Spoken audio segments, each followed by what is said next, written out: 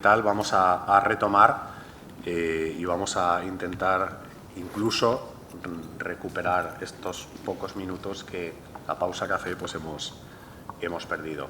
Bueno, es un placer estar aquí en Alcira. Claro, uno viene aquí y es como si no se hubiera ido, ¿no? Porque entre marzo de 2012 y marzo de 2022, con algún intervalo, pues he sido secretario general de este ayuntamiento, o del ayuntamiento de esta ciudad, mejor dicho, y bueno, pues que me haya ido no quiere decir que tenga o que sienta menos cariño ni menos vinculación con Alcira. Entonces, pues bueno, venir es una alegría, ¿no? Y más dentro ya de mi representando pues la Agencia Valenciana Antifraude, que es la entidad para la que trabajo ahora mismo, desde el convencimiento, ¿no?, de que es absolutamente necesaria, sobre todo, como bien decía también nuestro director Joan esta mañana,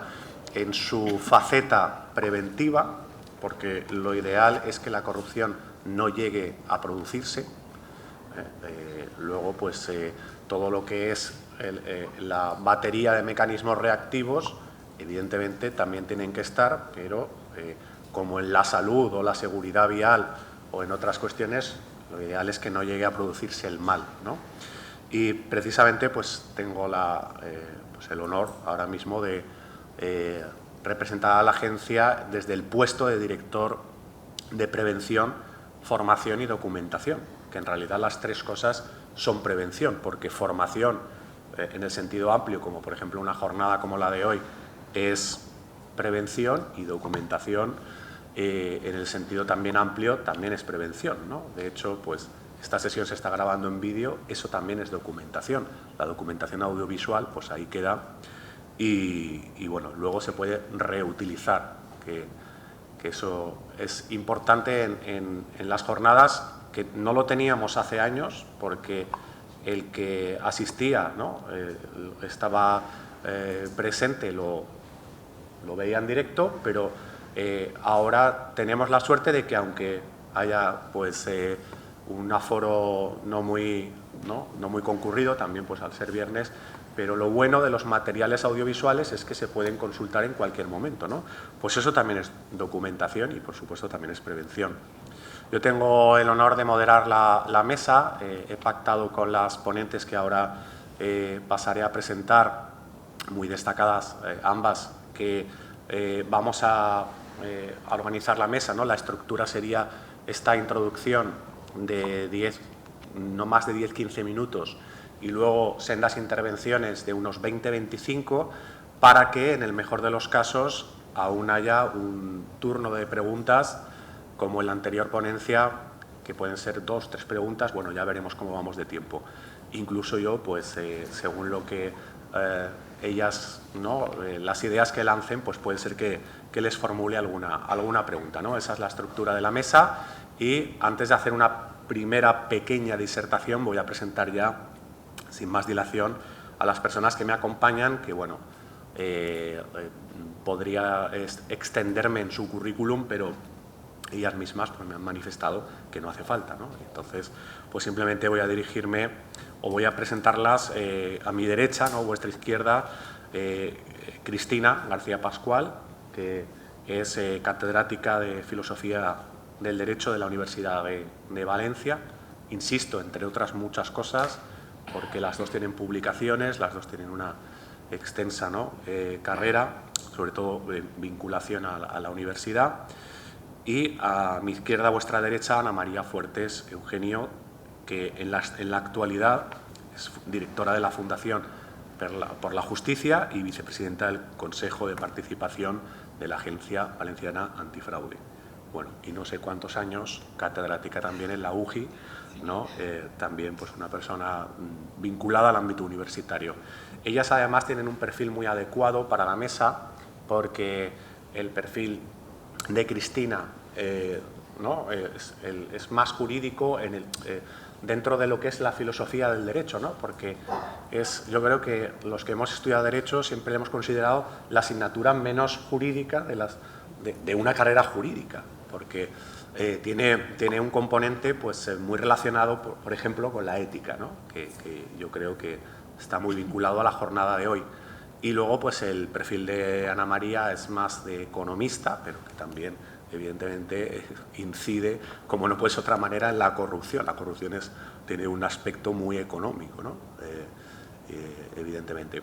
Y yo, pues por contextualizar y sin extenderme, porque no quiero restar protagonismo, sí quería decir quería lanzar un par de ideas. En primer lugar, decía, ¿no?, que es un honor representar a la agencia en calidad de director de prevención. Os tengo que contar una pequeña anécdota, que es que, bueno, yo soy secretario, como bien sabéis, soy secretario de ayuntamiento, entre otros ayuntamientos he sido secretario del Ayuntamiento de Alcira, y ahora ya se ha corrido la voz entre los compañeros secretarios, interventores también, secretarios e interventores, se ha corrido la voz, todo el mundo ya sabe que estoy en la Agencia Antifraude. Y también saben que la Agencia Antifraude, entre otros servicios que presta, está el de asistencia, consultoría, digamos, ¿no? Atendemos consultas en relación, obviamente, a nuestras funciones. Y entonces, ¿qué pasa? Que me llaman directamente a mí, porque muchos tienen mi móvil y dicen, no, es que ahora te puedo hacer consultas. Bueno, no, habría que ver, habría que delimitar esa... Pero curiosamente luego me preguntan de cosas diferentes, ¿no?, a lo que se supone que... Sobre todo, tengo que decir que me preguntan de administración electrónica y de contratación pública. Y ya al último compañera que me llamó, simplemente por curiosidad, le pregunté, ¿por qué, después de darle una respuesta, ¿por qué no me preguntas por ejemplo, por los planes de medidas antifraude o por conflictos de interés o por los fondos Next Generation, cosas que se supone que... Dice, a ver, porque solo llevas 2 meses en el puesto y eso seguramente no te lo sabes. Entonces te pregunto por lo que sé que sabes.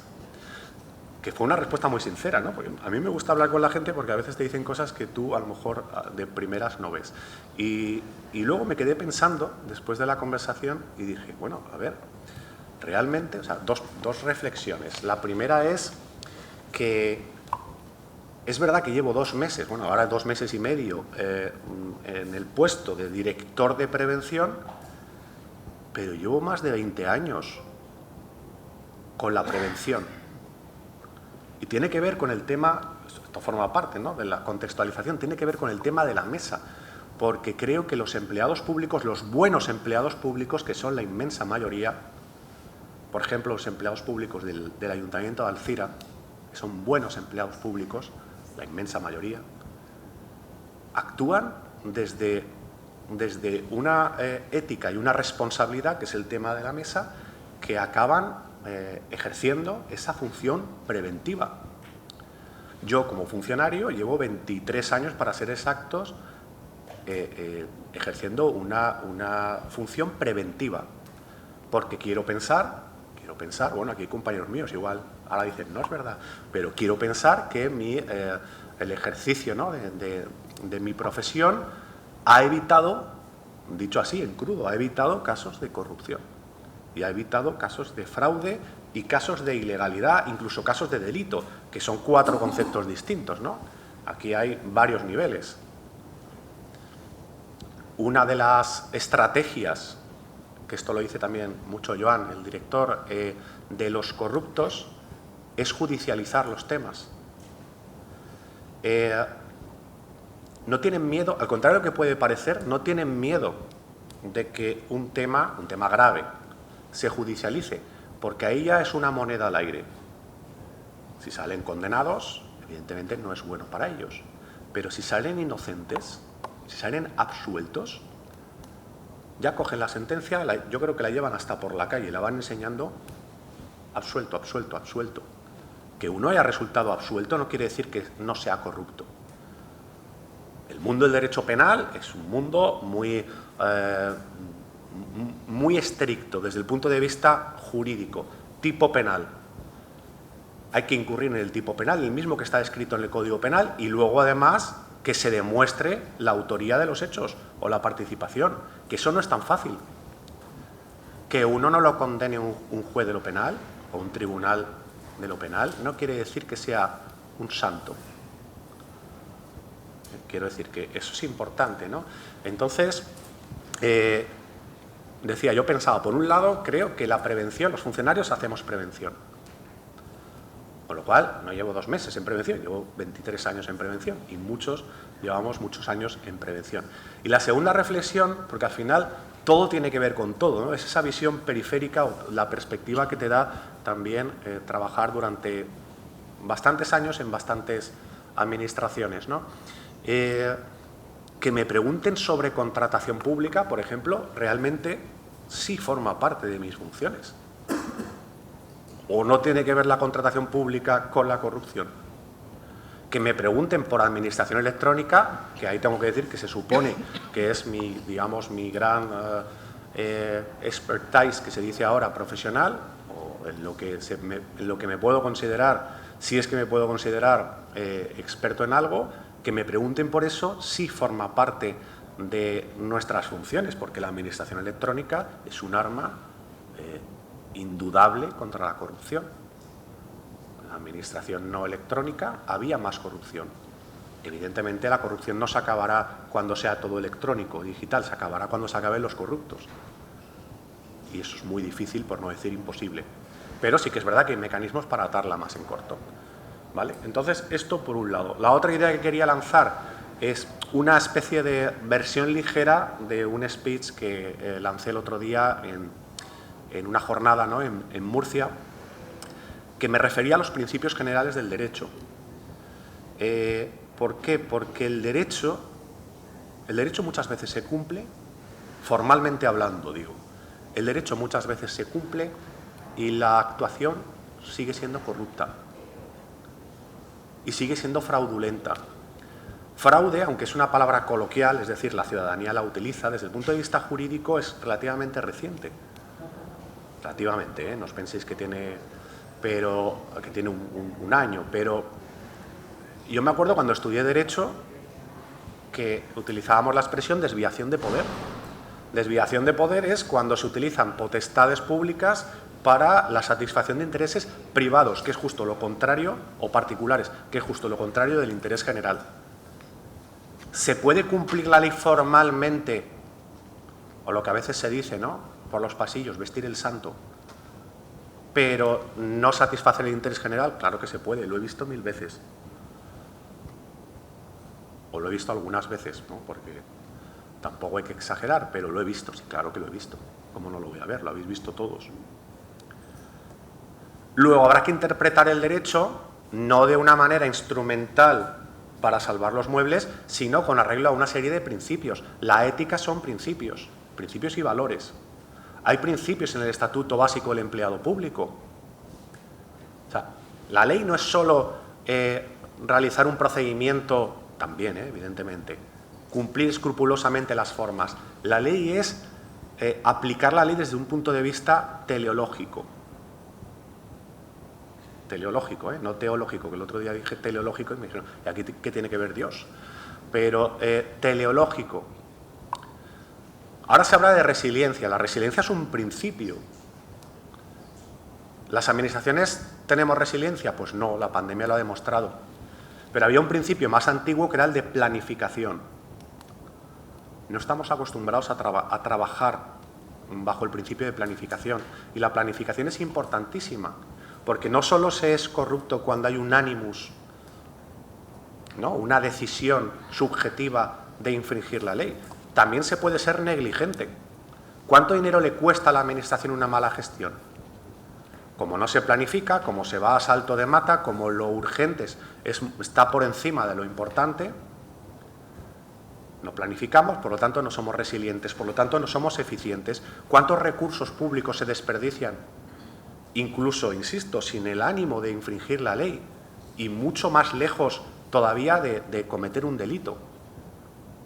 Pero no puede ser que dinero público se pierda o se malgaste por una gestión negligente. Eso debería tener responsabilidad. Sí la tiene, en teoría, pero luego no se exige nunca, ¿no? No se exige nunca. Pero se desperdician recursos públicos porque la gente no está lo debidamente, puedo decir, preparada, o a lo mejor sí lo está y luego pues en el día a día no lo demuestra. Y esto vale para políticos y para funcionarios. Yo siempre digo que no siempre los malos son los políticos y los buenos los funcionarios, ¿eh? Y lo digo porque lo he vivido. Lo he vivido. O sea, he vivido situaciones de corrupción funcionarial. Las he vivido. Entonces, lo afirmo porque es así. Más principios que debemos tener en cuenta. El principio de agilidad. El principio de agilidad, que también está en el ordenamiento jurídico, que parece una palabra así muy coloquial, hay que ser ágiles. Está el principio de agilidad. Pero no podemos caer en el error de pensar que la agilidad está reñida con la legalidad. No es que hacemos muchos contratos menores porque la contratación es muy larga. Bueno, vamos a respetar el procedimiento administrativo mínimo. A lo mejor es muy larga porque tampoco habéis, ¿no?, implantado la administración electrónica, no habéis definido los procedimientos. La agilidad no es saltarse el procedimiento. La agilidad es realizar el procedimiento de la manera más ágil posible, pero no a costa de la legalidad, igual que aplicar, ojo, también estoy en contra de empezar un procedimiento y ponerlo ahí a macerar como el vino y que el procedimiento se quede paralizado sin edie, entonces eso no es eficiente. Eso es un foco de corrupción también. Cuando la administración es tan ineficiente, lo que te dan ganas es de llamar por teléfono a un contratista y de decir, mira, haz esto. Ya me apañaré con el interventor o con el secretario. Quiero decir, y ahí no hay ánimo de... Pero tenemos que llegar a un equilibrio entre agilidad y legalidad. Luego, principios, ¿no?, que están en el ordenamiento jurídico, pasan un poco desapercibidos, que tienen mucho que ver, creo, con esta mesa. Buena fe. Buena fe es muy fácil de comprender lo que es la buena fe, ¿no? En teoría es lo contrario de la mala fe. Pero trabajar de buena fe, interpretar el ordenamiento jurídico y aplicarlo de buena fe es vital. Porque si se cumple pero no se hace de buena fe, entonces ya estamos en el ámbito del riesgo de corrupción. Porque cuando no hay buena fe hay una no ya una mala fe, sino una intención, una segunda intención. Me gusta también el principio de confianza legítima. ¿Por qué? Porque somos unos desconfiados. Confianza, eso tiene muchas dimensiones. Confianza, por ejemplo, de la administración con la ciudadanía. ¿Por qué? Porque si no, la ciudadanía, ¿cómo va a confiar en la administración? Tiene que ser recíproco. Confianza de, por ejemplo, por decir un caso concreto de confianza, las declaraciones responsables están bien. ¿Por qué? Porque demuestran una confianza. Yo declaro responsablemente que cumplo estos requisitos. Si luego es mentira, luego también hay unas consecuencias ahí. Y confianza legítima de la administración en los trabajadores. Cuando el teletrabajo, había una desconfianza. Es que estás en casa, saber lo que estás haciendo. Pues, ¿qué voy a estar haciendo? Trabajar. No me fiscalices a mí, fiscalizan mi trabajo. La faena sale, pues eso es que alguien la hace, porque la magia no existe. Al menos por arte de magia no se hace la faena. No desconfíes. O ya puestos a desconfiar, desconfía también de que quien está ahí en su mesa, pero no trabaja nada. A ver si vamos a cobrar ahora por estar ahí como un monigote, como un ninot. Y luego, otros principios, ¿no? Y ya acabo.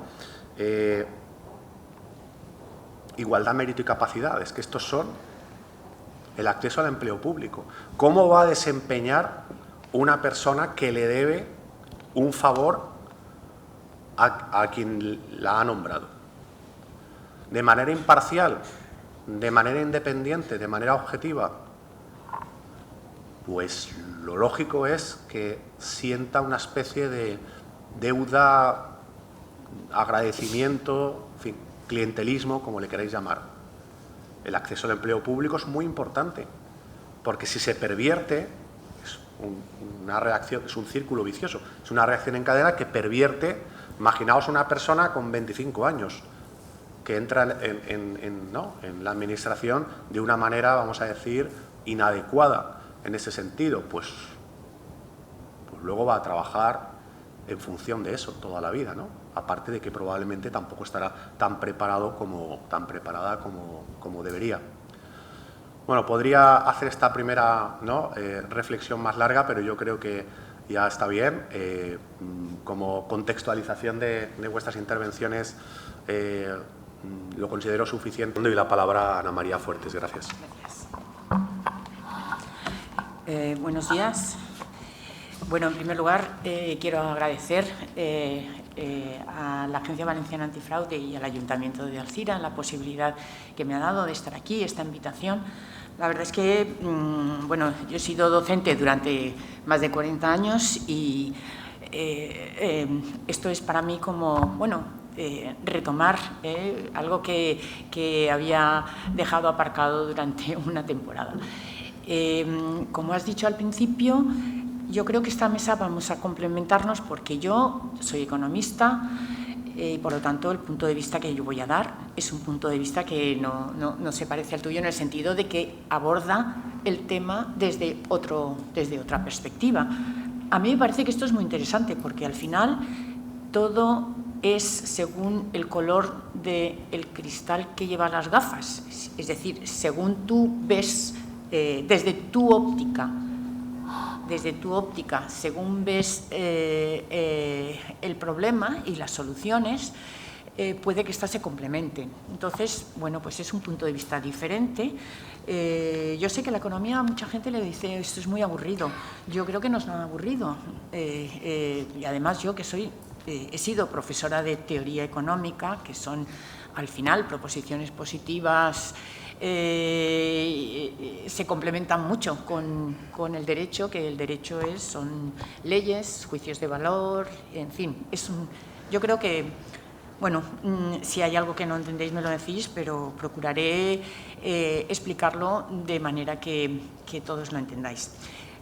No sin antes decir que muchas gracias a Víctor por la presentación y por resaltar el hecho de que nosotras somos servidoras públicas, efectivamente. Yo creo que, para mí, yo estoy convencida del servicio público, por lo tanto, he estado a lo largo de toda mi vida laboral la he dedicado a la universidad, soy una servidora pública, pero que se lo cree, es decir, yo creo en el servicio público, no es de palabra, ¿eh?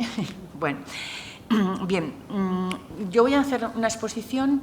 Primero voy a dar un poco unos trazos, unas líneas generales de lo que se entiende desde el punto de vista económico el concepto de corrupción. Luego, evidentemente, hablaré de valores éticos relacionados con ello. Luego voy a poner una serie de ejemplos de buenas prácticas, porque pienso que yo ahora en estos momentos estoy en una organización de la sociedad civil y poneros a lo mejor ejemplos de las cosas que puede hacer una organización de la sociedad civil en el camino de la lucha contra la corrupción es interesante y luego, bueno, pues unas conclusiones o reflexiones finales. Bien, desde el punto de vista económico, nosotros definimos la corrupción como la utilización o el abuso de las funciones públicas en provecho personal o partidista. Y, desde luego, la corrupción y el fraude son delitos que, desde el punto de vista económico, representan un obstáculo para el desarrollo económico y social. A nivel internacional, eso es una cosa que ya se sabe, Naciones Unidas lo que dice es que los niveles de corrupción alcanzan cerca del 5% del Producto Interior Bruto mundial, afectando a todos los ámbitos de la actividad humana. ¿Esto qué quiere decir? Bueno, simplemente si alcanza el 5% del Producto Interior Bruto mundial, quiere decir que se está dejando de obtener un 5% más de Producto Interior Bruto a causa de la corrupción. Para España hay un estudio, que es el estudio del IBIE y la Fundación BBVA, sobre el coste económico del déficit de la calidad institucional y la corrupción en España, así se llama. Este estudio desarrolla una aproximación más o menos de cuál es el coste económico que supone estas variables, las que he dicho, déficit de calidad institucional y corrupción en España, para la economía española. Y lo que ellos dicen es lo siguiente. la mejora de la calidad institucional y la reducción de la corrupción en España hasta los niveles que le correspondería, dada la productividad del país, lógicamente, permitiría incrementar el PIB per cápita en un 16% a largo plazo. ¿Esto qué quiere decir? Pues que estamos dejando de obtener un 16% más. Evidentemente, esto no quiere decir que si se eliminara completamente la corrupción o si efectivamente aumentara la calidad institucional, de golpe en un año se aumentaría el PIB per cápita en un 16%. Ellos dicen a largo plazo, ellos dicen más o menos en un 1% anual a largo plazo en el término de 15 años. Bueno, esto es un impacto positivo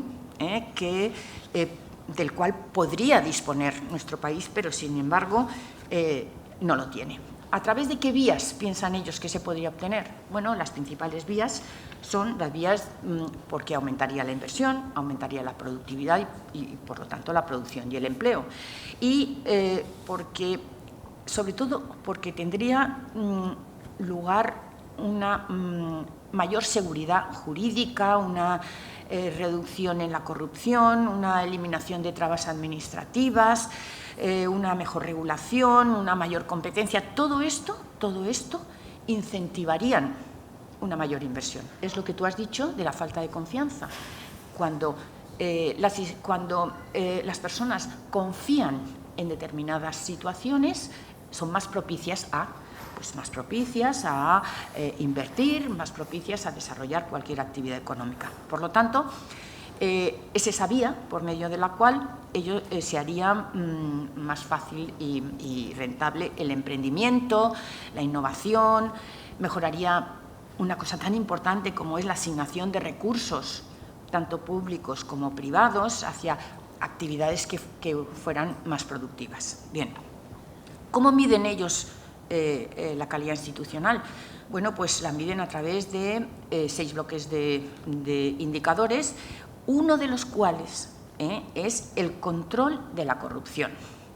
El segundo bloque, efectividad gubernamental. Y luego los otros 4 son el Estado de Derecho, respeto a los contratos, estabilidad política, ausencia de violencia, calidad regulatoria y voz y rendición de cuentas. Bueno, todo esto lo podemos resumir en un párrafo de un escrito de Manuel Villoria, que escribió hace nada menos que 20 años. El libro se titula Ética pública y corrupción en el inicio de un nuevo milenio, o sea, cuando empezábamos el siglo XXI. Una sociedad con instituciones eficaces tiene más posibilidades de desarrollo económico que una institucionalmente ineficaz. Y una sociedad donde los actores creen que los demás, empezando por el Gobierno, van a actuar conforme a lo prometido, es una sociedad con menores costes de transacción y más competitiva. Bueno, esta afirmación que se hizo, ya os digo, hace muchos años, coincide plenamente con algo que está muy de actualidad, que son los ODS, los Objetivos de Desarrollo Sostenible. El ODS 16 dice lo siguiente: promover sociedades pacíficas e inclusivas para el desarrollo sostenible, facilitar el acceso a la justicia para todos y crear instituciones eficaces, responsables e inclusivas a todos los niveles. Es decir, el ODS 16, que como todo el mundo sabe, los ODS ya sabéis lo que son una iniciativa de Naciones Unidas, la continuación de los Objetivos del Milenio, y son 17 objetivos y 169 metas, más o menos aproximadamente. Cada objetivo tiene por término medio unas 10 metas. El ODS 16, las metas que propone o que intenta alcanzar son las siguientes: promover el Estado de Derecho en los planos nacional e internacional y garantizar la igualdad de acceso a la justicia para todos. Reducir sustancialmente la corrupción y el soborno en todas sus formas. Crear instituciones eficaces, responsables y transparentes a todos los niveles. Garantizar la adopción de decisiones inclusivas, participativas y representativas que correspondan a las necesidades a todos los niveles. Garantizar el acceso público a la información y proteger las libertades fundamentales de conformidad con las leyes nacionales y los acuerdos internacionales. Bueno, esto es lo que estamos diciendo todo el rato. Es que esto es lo mismo que hemos resumido casi en un párrafo. ¿Por qué? Pues porque para conseguir esas metas lo que hay que hacer es fortalecer las instituciones nacionales, incluso mediante la cooperación internacional, con miras a crear capacidad a todos los niveles. Promover y aplicar leyes y políticas no discriminatorias en favor del desarrollo sostenible. ¿Qué dice la ONU sobre el ODS 16? Lo que dice es: sin paz, estabilidad, derechos humanos y gobernabilidad efectiva basada en el Estado de Derecho, no es posible alcanzar el desarrollo sostenible. El fortalecimiento del Estado de Derecho y la promoción de los derechos humanos es fundamental en este proceso. La corrupción es una amenaza global que supone un importante coste económico para los Estados. Y el desarrollo de un país está estrechamente relacionado con la salud de los poderes públicos y el Estado de Derecho.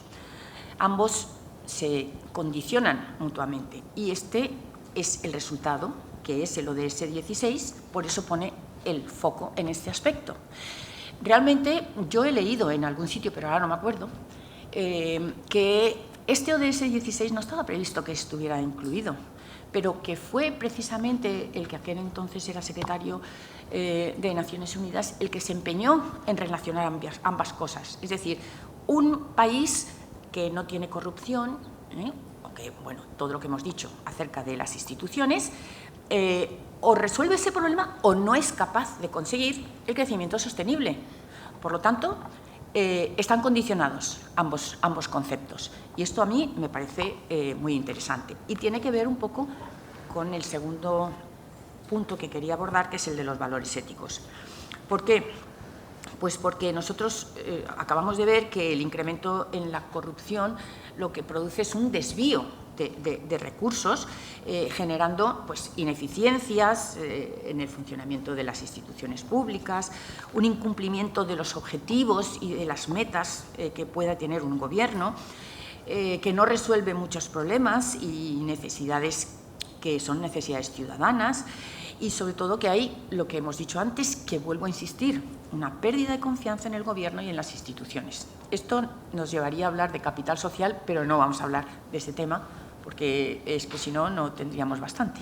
Pero bueno, es exactamente ese concepto de capital social, en la confianza de los ciudadanos en sus instituciones, lo que genera el tejido para poder desarrollar.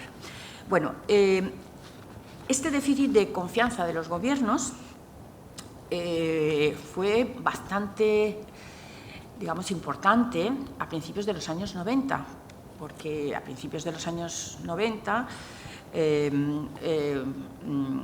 bueno, todo el mundo sabe que hubo una ola de neoliberalismo que, digamos, que invadió muchos aspectos y que dejó muy de lado el concepto de Estado. O sea, se trataba de minimizar el Estado porque al final, bueno, pues la doctrina neoliberal lo abarcaba todo. En el año 1998, la OCDE realizó un estudio muy importante y como consecuencia de este estudio publicó una obra que se titula Confianza en el Gobierno, medidas para fortalecer el marco ético de los países de la OCDE. Bueno, este estudio ponía el acento en el descuido de la ética pública, entendida como la ética aplicada a la política y a la administración pública, y a la falta de mecanismos que garantizarían que los servidores públicos no encontraran alicientes, digámoslo así, para caer en las prácticas de la corrupción. Los mecanismos que intentan combatir lo que llamamos, bueno, podríamos llamar los antivalores, son normalmente de carácter externo al individuo. ¿Qué son? Pues son leyes, son reglamentos, son códigos, son sanciones, vale, dejando de lado el otro aspecto que se refiere a la esfera interna del individuo, que es donde residen las convicciones propias de cada uno y, por lo tanto, la asimilación de valores, que es lo que conduciría al autocontrol, que es un poco también lo que has hablado tú. Bueno, en relación a este aspecto, hace más o menos un año, Jesús Lizcano Álvarez reunió a un grupo muy amplio de personas que provenían de distintas disciplinas y elaboraron un documento que se llama Ética y corrupción, dos antagónicas asignaturas en España. Y en este documento recogía 540 propuestas sobre ética y corrupción.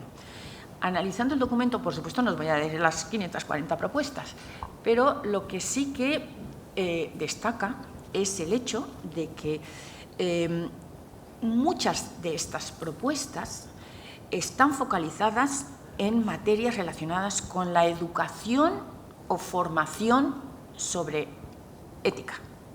Es decir, antes acabamos de decir que los mecanismos utilizados para combatir los que hemos llamado antivalores son de control externo, sin fijarnos en que a lo mejor lo que hay que hacer es generar una cultura de ética, generar que los individuos, particularmente cada una de las personas, tenga en sí mismo un código ético para él mismo, es decir, una formación o una educación en unos valores que si no se tienen es imposible. Bueno, se podrán poner muchas leyes, pero esos son trabas que no reflejarían el comportamiento inicial de esas personas. Bueno, en las distintas aportaciones que hace este grupo, efectivamente ponen de manifiesto, por un lado, la carencia de educación ética en los colegios y en las universidades. Lo que ellos dicen es que, bueno, si un ciudadano crece, se desarrolla sin valores éticos, estamos comprometiendo el futuro de nuestra sociedad. Y, por lo tanto, la ética tiene que comenzar en un nivel personal desde muy pequeño. Tiene que comenzar valorando lo que es la ética, el comportamiento ético, desde que eres muy pequeño. Es por esto que se supone, o ellos dicen, que hay que introducir en los distintos niveles educativos todas las materias relacionadas con la ética y contra la corrupción. Sin salirnos del ámbito de la formación ética, también es importante, dicen ellos, incorporar la enseñanza de la ética en los distintos programas de las titulaciones universitarias y diseñar, por ejemplo, pues estudios de posgrado de ética pública y corrupción, organizar, yo qué sé, cursos de verano, foros temáticos sobre estas materias y orientar, cosa muy importante, tesis de licenciatura y de doctorado en estos términos. Incluso proponen incluir ética judicial en la titulación de Derecho. No sé si estará o no estará. Bueno, a mí me consta que las universidades sí que están preocupadas por este aspecto en concreto. Bueno, pues el año pasado yo asistí a precisamente era una mesa redonda en la que habló la vicedecana de la Facultad de Economía de Valencia y ellos con un programa europeo han implantado una asignatura de ética empresarial en todas las titulaciones que dan en la Facultad de Economía. Bueno, pues es un primer paso y a mí me parece estupendo. Es que yo creo que no solamente hay que fijarse en las personas que hemos trabajado en la función pública, sino también desde el lado empresarial hay que fomentar este concepto de ética. ¿Por qué? Pues porque al final el individuo no está solo. Cada uno de nosotros efectivamente tenemos unos valores, pero al final estamos interconectados, no vivimos aislados, sino que esta conexión con otras personas se hace a través de instituciones, por lo tanto, me parece correcto. Este grupo también lo que propone es promover mecanismos de ética, transparencia y control económico-financiero en las empresas de participación del Estado o de cualquier administración pública. Yo creo que lo intentaría generalizar para todas las empresas y, de hecho, me parece que se están convenciendo de que interesa, porque el término de compliance en las empresas está introduciéndose poco a poco y eso es buena señal. Proponen otras cosas, como, por ejemplo, crear un consejo de ética, una oficina ética, un consejo asesor contra la corrupción. Bueno, estos son digamos, los organismos que se encargarían de controlar la lucha contra la corrupción. También proponían, por ejemplo, auditorías éticas, que al final no es una auditoría contable, porque las auditorías contables, bueno, lo de la contabilidad es que te cuadre, pero eso no quiere decir que tengan que ser éticas. Y finalmente, es curioso, pero también defienden la creación de un observatorio de la corrupción. ¿Por qué? Pues porque si existe una organización que se preocupa por el control de que no haya prácticas corruptas, eso simplemente ya como que desanima a que esto ocurra. Bueno, todas estas medidas son, pues eso, lo que hemos dicho, medidas que se proponen para propiciar una mejora de los niveles éticos en las organizaciones, en las instituciones, etcétera. Pero ¿cómo desde la sociedad civil se puede contribuir a mejorar todo esto que hemos dicho? Bueno, pues os voy a dar simplemente unas pinceladas sobre algunos de los proyectos que hemos dicho que son buenas prácticas en el ámbito de la lucha contra la corrupción, que hemos llevado a cabo desde la fundación en la que estoy yo ahora, que es Fundación por la Justicia. Bueno, empezaré diciendo que Transparencia Internacional hizo público en el último barómetro del índice de percepción de la corrupción del 2021, España lo que obtenía era una puntuación de 61 sobre 100, ocupando el puesto más o menos 34, en relación a 180 países que son los que aparecen ahí. Bueno, y el concepto de 0 a 100 es un concepto al revés, es decir, se corresponden, los valores cercanos a 0 son los que significan corrupción muy elevada y, sin embargo, cuanto más cerca estás del 100, entonces más libre de corrupción. He dicho que España ocupa, la puntuación es de 61 sobre 100. Bueno, ¿cuál es la conclusión que saca Transparencia Internacional respecto a la evolución de la corrupción en los últimos años? Pues que a nivel internacional los niveles de corrupción están más o menos estancados, porque no se mueven. Lo cual, esto es una noticia preocupante, porque quiere decir que no se están llevando a cabo en muchos sitios suficientes esfuerzos para reducir la corrupción. Y esto debería ser una preocupación de muchas instituciones. Una de las instituciones que efectivamente detectó que había que reflexionar y actuar sobre el tema de la corrupción es Fundación por la Justicia, quien ya en el año 2014, en una reunión de su patronato, aprobó un manifiesto que se llamaba Compromiso Público frente a la Corrupción. Este era un manifiesto que tenía un objetivo. El objetivo era conseguir un pacto estatal contra la corrupción que se tenía que firmar el 9 de diciembre del año 2015. ¿Por qué el 9 de diciembre? Porque el 9 de diciembre vosotros ya sabéis que es el Día Mundial en contra de la corrupción. Bueno, pues a partir de ese primer compromiso, Fundación por la Justicia lo que hizo es ponerse a trabajar y mantener una línea de trabajo dentro de su plan estratégico a través de la puesta en marcha de distintos proyectos. Bueno, estos proyectos los voy a explicar 2 o 3, un poco de manera resumida. Si queréis alguna ampliación, ya os los puedo dar después. El primer proyecto que es el derivado de del manifiesto que se hizo, es el Pacto Estatal contra la Corrupción y por la Regeneración Cívica. Fijaos que es Pacto Estatal contra la Corrupción y por la regeneración cívica. O sea que que había que pensar que bueno, que es que la sociedad estaba contaminada. Había que regenerar esa sociedad. Bueno, lo que hicimos fue dividir en 17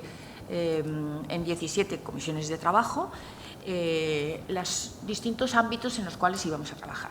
Bueno, pues cada uno de estos ámbitos estaba centrado en un aspecto. Por ejemplo, aspectos como organización y funcionamiento de la administración pública. Pues esa comisión, una de las 17, se centraba en este aspecto. La administración local, la financiación de partidos políticos, la organización judicial, el Código Penal, la formación, los medios de comunicación, etcétera. Es decir, cada una de estas comisiones se centró en elaborar propuestas que sirvieran para prevenir la corrupción en el ámbito en el que tenían que trabajar.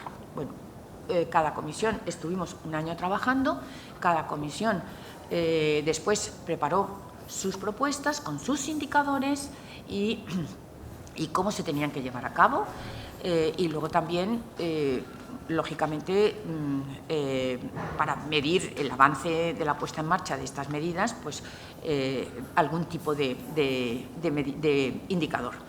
Bueno, estas medidas se resumieron en 150. Hubieron muchas más, pero bueno, las resumimos en un documento de 150 medidas que es el que se denomina Pacto Estatal contra la Corrupción y por la Regeneración Cívica. Este documento fue firmado por los siete partidos políticos que tenían representación parlamentaria a nivel nacional. No tenían que firmar todas las medidas, sino que cada partido político firmaba aquellas medidas que consideraba que él podía impulsar, que él podía aprobar. Y, bueno, hubo partidos que... No hubo ningún partido que firmó las 150. Hubo partidos que firmaron 60, 70, 100, cada uno firmó las que consideraba que efectivamente se podían llevar a cabo. Bueno, este acuerdo, además de todas estas medidas que se proponían, abogaba por una regeneración ética en la gestión de los recursos públicos, por unos sistemas de control que garantizaran su correcta utilización y una mayor profesionalización e independencia de los funcionarios implicados en las contrataciones contractuales en el sector público. Es decir, bueno, pues lo que estamos hablando ahora. Una de las medidas que nosotros proponíamos era la creación de un observatorio para el seguimiento del pacto, lógicamente, y ese sería el segundo de los proyectos que llevamos a cabo. Ese observatorio era como una especie de auditor. Era ver cómo está funcionando, ver si efectivamente se está cumpliendo. Era una herramienta del pacto, pero este proyecto se quedó en un proyecto porque no se puso en marcha por falta de financiación y además por una razón muy sencilla, y es que en ese momento apareció la creación de la agencia. En ese momento ya no tenía sentido tener un observatorio porque, bueno, si alguien tenía que llevar a cabo esas funciones, tendría que ser por parte de la agencia algún tipo de departamento o alguna cosa parecida. Por lo tanto, no lo llevamos a cabo. Un proyecto muy interesante que también dentro del campo de la formación, uno que denominamos corrupción cero, con Z, para que así calara más. Bueno, los objetivos que teníamos en este proyecto estaban centrados en la mejora del conocimiento, en la detección temprana de conductas de carácter corrupto. Es decir, caía dentro del campo de la prevención totalmente, y lo que digamos, implicaba era cambios legales y, o sea, promovía cambios legales y la utilización de sistemas efectivos de control que incluyeran la utilización de nuevas tecnologías al servicio de la transparencia. Es decir, lo que pretendía finalmente era desarrollar y potenciar el conocimiento en el ámbito del desarrollo tecnológico y estaba dirigido a las instituciones públicas. Muy bien, gracias. Bueno, ¿quiénes fueron quiénes eran los grupos destinatarios? Bueno, pues yo creo que esto es lo más interesante, porque los grupos a los que iba dirigido fueron funcionarios de la Consellería de Transparencia, Responsabilidad Social, Participación y Cooperación, las organizaciones de la sociedad civil y las personas del mundo académico. Ese es un proyecto de formación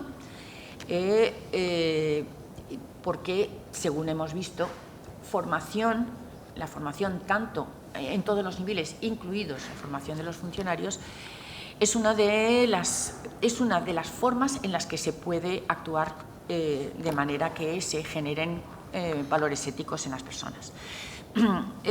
Un último ejemplo. Como nosotros teníamos el proyecto del Pacto Estatal contra la Corrupción, no habíamos podido llevar a cabo el del observatorio. Pasados 3 años de la firma de este pacto, dijimos, vamos a comprobar hasta dónde se ha llegado en el cumplimiento de estas promesas que los partidos políticos firmaron. Bueno, el pacto no solamente lo firmaron los partidos políticos, lo firmaron más de 50 organizaciones, todas de la sociedad civil, y un número muy importante de personas con carácter particular. Bueno, quisimos saber exactamente qué había pasado.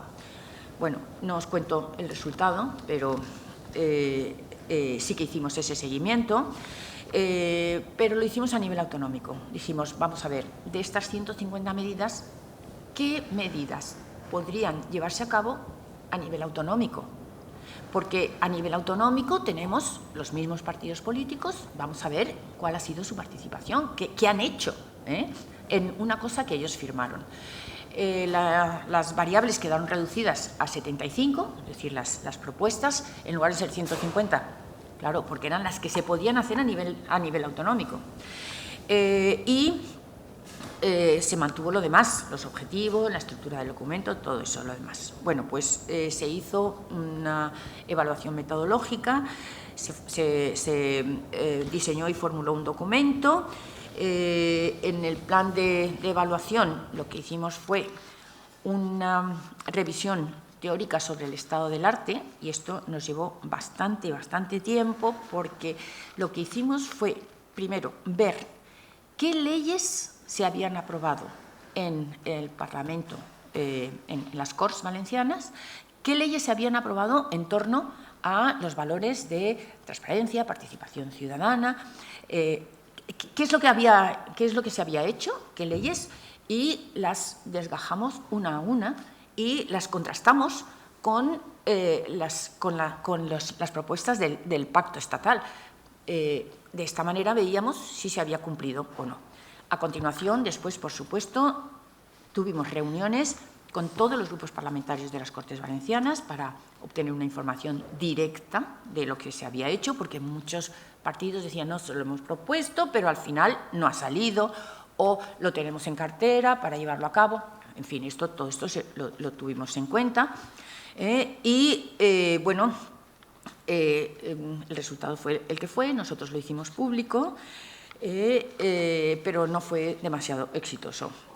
Bueno, dentro del campo de gobierno abierto, lo que sí que os puedo decir es que hicimos un trabajo que se llamaba Medidas Urgentes para... Ay, no, me he equivocado, perdón. Es que, como me ha metido prisa, me ha dicho que tengo 5 minutos, Víctor, no. Lo que quería deciros es que de este documento de mirar a ver qué es lo que se había hecho, como a continuación venían las elecciones, ya sabéis que las últimas elecciones fueron el 26 de mayo de 2019, nosotros hicimos un papel que era recomendaciones para la regeneración democrática Y este papel lo que decíamos era qué medidas urgentes se tienen que tomar por parte de los partidos políticos para que ellos las incluyeran en sus programas en los programas que cada partido hace para las elecciones, en sus programas electorales. Y entonces esto, bueno, pues nosotros consideramos que era una medida que era una medida para contribuir al compromiso que cada uno de nosotros como ciudadanos debe tener. Es decir, mira, no estáis cumpliendo esto, nuestras recomendaciones son a ver si podéis meter en vuestro programa electoral estas medidas que son urgentes para combatir la corrupción. Tampoco os cuento el resultado de este papel, porque nosotros ya tenemos muchas experiencias cuando hablamos con los partidos, con los grupos políticos de las Cortes. Bueno, el que sí que quería comentaros será en buenas prácticas, para terminar, el trabajo que hicimos para la Diputación de Valencia en torno al gobierno abierto. Y para nosotros es importante porque el gobierno abierto es una forma de gobernar y de gestionar las instituciones públicas que aboga por ejercer el poder con y junto a la ciudadanía y a la sociedad. Y entonces, a partir de esa definición, nosotros dijimos, bueno, vamos a elaborar una metodología de evaluación y seguimiento del estado de implementación del gobierno abierto en el sector público en la provincia de Valencia. Fijaos que estoy diciendo, una metodología para que cada una de las entidades públicas se pueda autoevaluar y saber, según esta metodología, cuál es el estado en el que cada institución, ayuntamiento o entidad pública se encuentra en términos de gobierno abierto. Gobierno abierto, ya sabéis que implica el tomar medidas en torno a 3 ámbitos: transparencia, participación ciudadana y rendición de cuentas. Transparencia es relacionada con información. Toda persona tiene que tener derecho a la información pública. Participación ciudadana, también sabéis lo que es, que la ciudadanía pueda participar en las decisiones que se toman en sus órganos de ayuntamientos, o diputaciones o empresas públicas. Y rendición de cuentas. Aquí, en rendición de cuentas, sí que teníamos un carácter especial. Decíamos, vamos a ver, rendición de cuentas no es un concepto actuarial, no es un concepto de auditoría, porque la auditoría es comprobar que yo me he gastado 100 y aquí está el recibo. Ah, vale, correcto. Yo me he gastado 50 y aquí está el comprobante de que me he gastado esas 50. No, eso no son rendición de cuentas. Rendición de cuentas, entendido dentro de gobierno abierto, es otra cosa. Es decir, yo me he comprometido como institución a hacer A, B, C. Y luego tengo que rendir cuentas. Pues mira, A no he podido hacer, por esto, por lo otro. B sí que he podido hacer. C también, pero a medias. O sea, rendición de cuentas es, si yo prometo hacer esto, luego vamos a ver esto en qué ha quedado. Si yo he prometido que voy a ser transparente, voy a tener un portal de transparencia y voy a poner aquí todos los contratos y luego no lo hago, tengo que decir, bueno, ¿por qué no lo hago? O sea, rendir cuentas no es que me cuadra caja, que me he gastado esto y aquí están los recibos. Porque eso normalmente, todo el mundo... Desde luego que no quiero restarle importancia porque las auditorías son importantes, pero no es lo que se entiende desde el punto de vista de gobierno abierto. Desde el punto de vista de gobierno abierto, es decir, que cada uno tiene que responder por lo que se ha comprometido a hacer. ¿Por qué? Pues por lo que volvemos otra vez al término de confianza. Los ciudadanos, si ven que se cumplen las promesas, a continuación, ven que tienen unas instituciones que efectivamente funcionan y, por lo tanto, tienen una mayor confianza. Estos son unos ejemplos de lo que hace Fundación por la Justicia y que creía que debía decirlo. De la misma manera que creo que debo decir que desde Fundación por la Justicia y particularmente yo veo muy positivamente, valoro muy positivamente la creación de la Agencia Valenciana Antifraude, así como del Consejo de Participación dentro de la estructura de la AVAF. Me parece que está haciendo una labor que me gustaría que más gente supiera exactamente en lo que está trabajando, porque la Agencia Valenciana es una institución, para mí, vamos, modélica en cuanto a funcionamiento, de verdad. Yo dudo que haya muchas por ahí que funcionen como la agencia. Bueno, por lo tanto, para terminar, simplemente lo que os quería decir es que, reflexiones finales.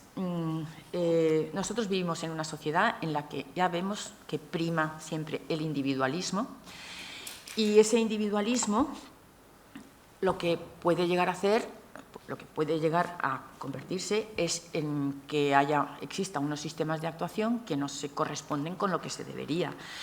¿Por qué? Pues porque puede haber desviaciones y la corrupción es uno de estas desviaciones. El comportamiento individual genera una situación de ventaja con respecto a los demás. Es decir, una persona que actúa de una manera corrupta está teniendo un comportamiento que está restándole ventajas a otro tipo de personas que forman parte de esa sociedad. Por lo tanto, la corrupción ataca o vulnera, mejor dicho, vulnera el primero de los derechos fundamentales. El primero de los derechos fundamentales es que todas las personas somos iguales.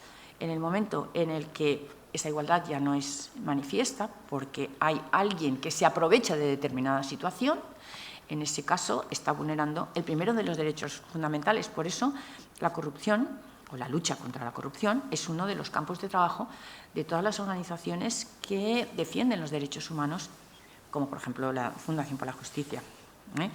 Bueno, y simplemente quiero terminar con una cita de un economista del Banco Mundial, Kazushi Basu, que es de una disciplina que se conoce como Law and Economics y que es análisis económico del derecho, que defiende que las leyes solo cambian la conducta de los agentes cuando modifican las creencias de los individuos acerca de cómo se van a comportar los demás miembros de la sociedad, incluidos los encargados de aplicarla. Por ello es por lo que nosotros debemos alegrarnos de poder contar aquí en la Comunidad Valenciana con instituciones como la Agencia Antifraude y que dentro de su comportamiento organice jornadas de formación, porque tiene la formación como uno de los pilares esenciales para su prevención, erradicación y para el impulso de la integridad y la ética públicas. Nada más. Gracias. Yo creo que me he pasado, ¿no? Muchas gracias, Ana María, por tu ponencia y permíteme decírtelo por tu compromiso cívico más allá incluso de tu etapa como servidora pública. Y muchas gracias también, Cristina, por tu intervención. Y disculpa por haberte controlado el tiempo. No. Ya sabéis que el papel del controlador no es agradable, pero alguien tiene que hacerlo, como con la corrupción. Y disculpas al público porque no hay tiempo para preguntas. Pero bueno, vamos a estar por aquí, entonces nos podéis coger. Bueno, gracias.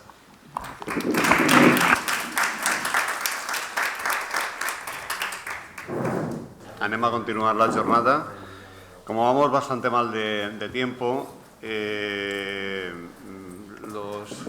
quienes tienen que ser los protagonistas, que es Antonio y Ana María, me eximen de que digan muchas cosas sobre ellos, así que diré fundamentalmente que Ana María de la Encarnación es profesora de Derecho Administrativo, es directora en estos momentos del departamento, es una persona con mucha experiencia y con muchas investigaciones en materia de género, de urbanismo y de materias que tienen que ver con la corrupción y eso sí que me vas a permitir que lo diga, es una profesora que cuando explica Derecho Administrativo insiste mucho en materia de ética, de exigencias de los funcionarios públicos, de la responsabilidad de los funcionarios públicos en la buena gestión de la función pública. Por respecto a Antonio, pues también tiene un currículum muy amplio y voy a resumirlo de una forma muy breve. Él ha estudiado, es licenciado en periodismo, en Derecho y especialmente es ADE en Historia Antigua y con muchas publicaciones, tanto como escritor como ensayista en materia de Historia Antigua. Si no habéis leído alguno de sus libros, os lo recomiendo porque es muy, al margen de muy ameno, enormemente ilustrativo. Y tiene una experiencia también como promotor de ONGs y, si no me equivoco, a causa de digamos, su compromiso con la ONG y con la cooperación internacional en Haití, se enfrentó con uno de los mayores y más vergonzosos casos de corrupción de la Comunidad Valenciana, el caso Cooperación, y que lo que le llevó a actuar como acción popular o acción personal casi cívica contra la corrupción. Y esa es su vinculación, esa y su compromiso ciudadano con la corrupción. Bien, yo me gustaría solamente decir una cosa. Cuando antes citaba a Cristina la Convención de Naciones Unidas sobre la corrupción, que es del 2003, Kofi Annan, que era el presidente de la ONU en aquel momento, decía una cosa que a veces no somos suficientemente conscientes. Decía, lo dice en la introducción de la Convención, que las políticas públicas contra la corrupción son muy recientes en el tiempo. De hecho, podemos decir, por poner una fecha concreta, que empiezan a producirse con una cierta calidad a principios de los años 90 y, sobre todo, a principios del milenio actual. Es decir, las estrategias públicas de lucha contra la corrupción serían de las políticas públicas menos desarrolladas y más cortas o con un periodo de tiempo más corto. Y en el caso de la Comunidad Valenciana, con apenas 6 años, si se quiere, siendo muy generosos, 7 años de vida, con una mínima coherencia y una mínima ambición. Así que yo ya no quiero entrar en muchos más detalles. Paso la palabra a Ana María y que, nada, adelante. Enseñamos el tiempo. Muy bien. Bueno, pues buenos días, muchísimas gracias. Lo primero, agradecer a la Agencia Valenciana, también al Ayuntamiento y a la Universidad de Valencia por contar conmigo aquí hoy.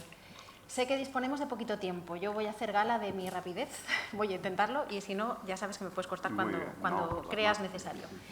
Bien, pues mi forma de orientar lo que voy a comentaros esta mañana va a ser un poco distinto, porque mi punto de vista va a ser administrativista, muy regulador, y desde el derecho más que desde la ética. Por lo tanto, voy a hacer una ligerísima aproximación para irme directamente a las 3 cuestiones que yo creo que se pueden plantear básicamente que están relacionadas con esta idea de ética y gestión pública. Lo veremos después. Así que vamos a empezar y claro, evidentemente, a ver, esto sí, es lo que tiene... Me parece que esto va a ir fatal. Bueno. Vale, vamos a intentar hacerlo de otra manera, perdón, porque he traído me dijeron, ¿puedes traer algún problema con en la presentación? La vamos a poner en PDF directamente y así sí, porque no sé cómo hacerlo. Control y L. Soy de Mac, con lo cual a mí un PC se me hace complicado. Muy bien, pues entonces ahora sí, muy bien. Nada, esto es muy rápido. Fijaos, estas 2 frases, hablando sobre la corrupción, las separan más de 20 siglos. Por lo tanto, para empezar está bastante bien. Bueno, la idea de ética y de buen comportamiento en la gestión pública va ligada, por lógica, al carácter vicarial de la administración pública. La administración pública, cuando nace en la época liberal, tras la Revolución Francesa, aparece como institución moderna y aparece para llevar a cabo esos 2 objetivos importantes que tiene en realidad, que son la consecución y la satisfacción del interés general. Claro, ella es la valedora de la ciudadanía, pero es la valedora de la ciudadanía con los recursos de la ciudadanía. Por esta razón, la actividad de la Administración pública para la consecución de esos intereses generales necesariamente tiene que someterse a ciertos estándares de conducta, a ciertos principios generales de buen gobierno. Y claro, lo tiene que hacer de manera íntegra, de manera honesta, de manera eficaz. Ello, evidentemente, porque como sociedad tenemos que tener confianza en las instituciones y, tal y como nos ha recordado el Tribunal Constitucional en su sentencia, la que tenéis ahí, la 151 del año 99, es necesario que los gestores públicos gocen de la confianza y del respeto de la gente.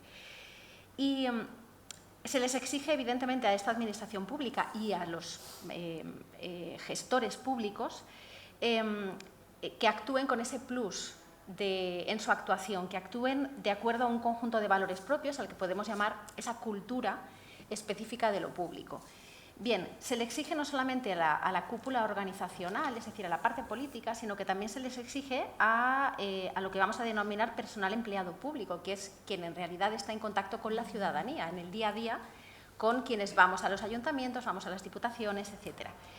Y es a este colectivo en concreto al que voy a hacer referencia en esta intervención, pero poniendo el acento, como os he comentado anteriormente, en el aspecto estrictamente normativo. También recordaros simplemente que cuando haga mención al personal empleado público, tenemos que pensar que ahí vamos a englobar a las 4 categorías que tenemos a día de hoy y no solamente al funcionariado, al personal funcionario. Bien, no en vano es este artículo 103.3 el que recoge que la ley regulará el Estatuto de los Funcionarios Públicos y, entre otros aspectos, por ejemplo, la garantía de la imparcialidad en su función, etcétera. Entonces, este mandato constitucional tomó forma gracias a la inicial Ley 7/2007, que era lo que llamamos el EBEP, el Estatuto Básico del Empleado Público, que a día de hoy ha sido modificado, bueno, en el año 2015, por Real Decreto Legislativo 5/2015 y a día de hoy es la norma que tenemos, en vigor. Bien, los estándares de conducta a los que vamos a hacer referencia en esta exposición, o las dudas que vamos a plantear en esta exposición, que a mí me surgen y yo son las que suelo comentar normalmente en clase con mis alumnos y alumnas, son 3. Evidentemente, esto va a dar pie a que después preguntéis y yo las voy a dejar un poco en el aire porque son cuestiones que a mí se me plantean. Entonces, vamos a ver si después compartimos que eso sea así o no sea así, que todavía están sin respuesta. La primera, bueno, no voy a mantener ese orden, pero una va a hacer mención a la ética en el acceso, es decir, a la separación del servicio, frente a la sentencia firme dictada por los juzgados que también se puede aplicar a esos empleados públicos, veremos después cómo lo afecta. También hablaré de la ética en el desempeño, es decir, el sometimiento al Código de Conducta, que a mi juicio establece conductas que no son sancionables, y eso también tenemos que comentarlo, es decir, carece, a mi juicio, de contenido jurídico. Y, en último lugar, a algún principio de conducta, a mí el que me parece más entrañable, que es el de la aceptación de regalos. Por lo tanto, vamos a hacer mención en estos menos minutos que tengo ya a esos 3 puntos. Bien, el primero es el que se refiere a los códigos de conducta, al código de conducta que tiene el EBEP en su articulado. Bien,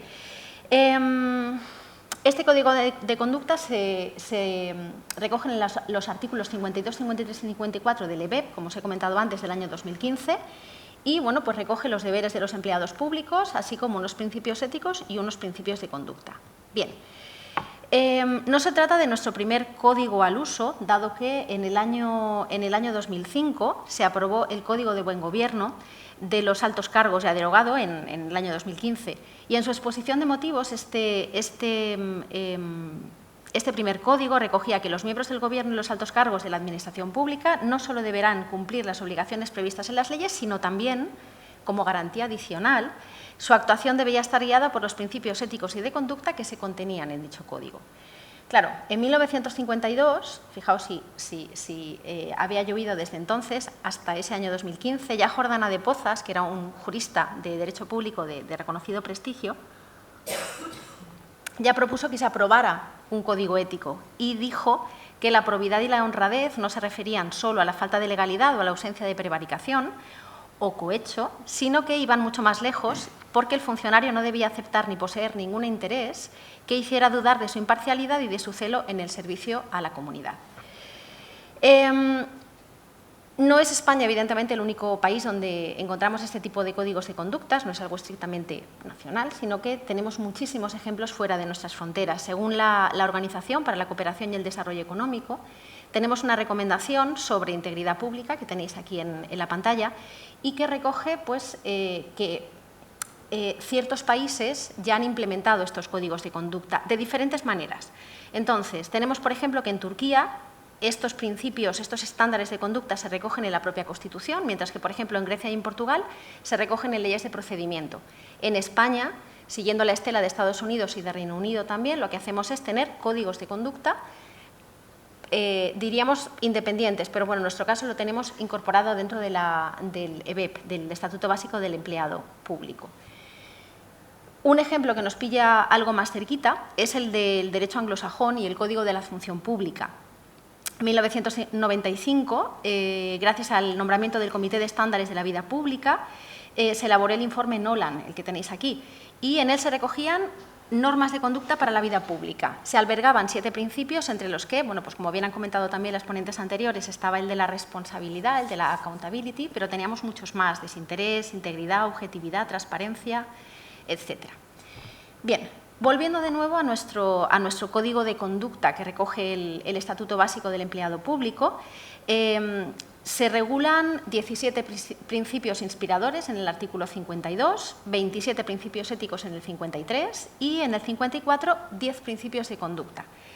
Digamos que la diferencia entre los principios de ética y los éticos y los de conducta son que unos están pensados para actuarse o para llevarse a cabo ad intra, es decir, el comportamiento que tiene el propio personal empleado público dentro de la Administración, y otro el comportamiento con la ciudadanía. Bien, ¿cuál es la primera cuestión que a mí me resulta pues una especie de, bueno, digamos sin sentido, pero entonces me echarán encima? Digamos que es el encaje jurídico que tiene, es decir, la eficacia jurídica.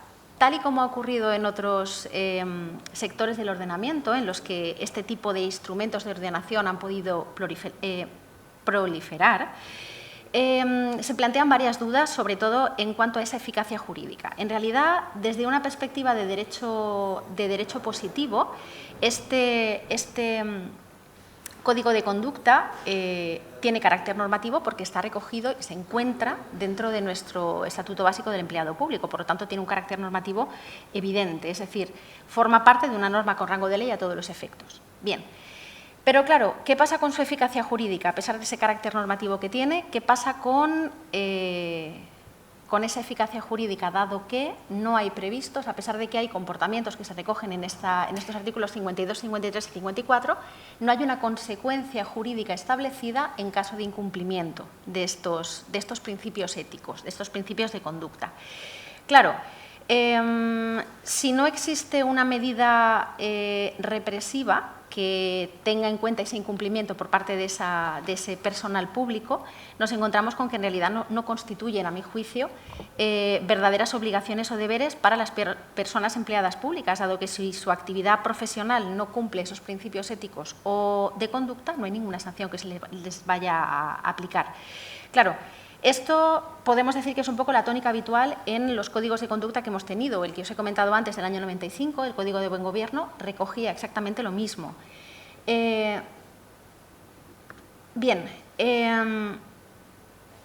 Esta forma de elaborar códigos es un poco distinta a, por ejemplo, la que está prevista en el Código de Reino Unido que os he comentado antes.